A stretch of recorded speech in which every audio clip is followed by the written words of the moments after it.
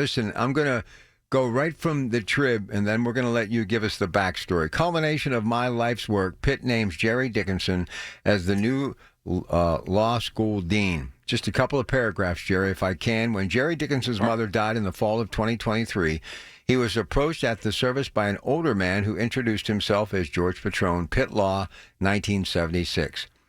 Vice Dean then, Dickinson, it's a pleasure to meet you again. The man said, I haven't seen you for 33 years. This is full circle stuff. This is definitely going to pluck at your heartstrings. I absolutely love this story. Dickinson, now 38, did not recognize him. The last time I saw you was in Orphans Court in downtown Pittsburgh in the hallway.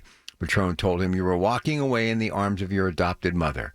Patrone was the attorney who represented 3-year-old Jerry at the hearing. He said, I wanted to come to pay my respects to your mom. Come on, that's like movie stuff, Jerry. How did that feel when you talked to that gentleman at your mom's service? What went through your mind?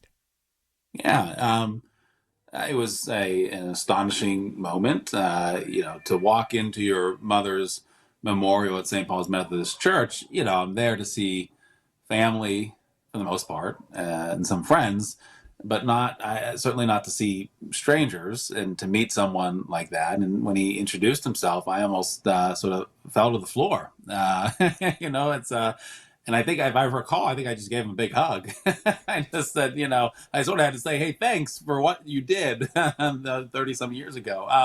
But I also think, look, I think that's a testament to Pittsburgh. It's a testament to Pitt Law in our alumni base that this gentleman, this alum, felt the need to show up, to pay respects, but also to meet me and to want to say hello and want to see how I'm doing. And, I think I remember him saying, this is quite an improbable journey, right? You're here as the vice dean at the law school that I'm an alum, and I am the attorney that represented you in your adoption hearings. My situation was pretty dramatic, and wasn't so sure that I'd end up in a great foster home and adoptive home, but I did, and I think it's great. So it's heartwarming, it's heartfelt, and it's a wonderful story. Yeah, he said the attorney that he since retired had followed your career from working at Reed Smith to founding the Housing Rights Project to teaching at Pitt, running for Congress in 2020 and 2022. It's just a great story. Now you're the youngest dean anywhere in the country to be doing such a thing. Yeah. What's it feel like to be in this position? Look, I'm a high school graduate, but I respect people who do things like practice law, and I love the law schools that we have, and one, of course, at the University of Pittsburgh, I have and hold in the highest regards. And to have that position, my goodness gracious, that is such a daunting task, but it must be very rewarding, and you are so excited, I got to believe, about the challenge.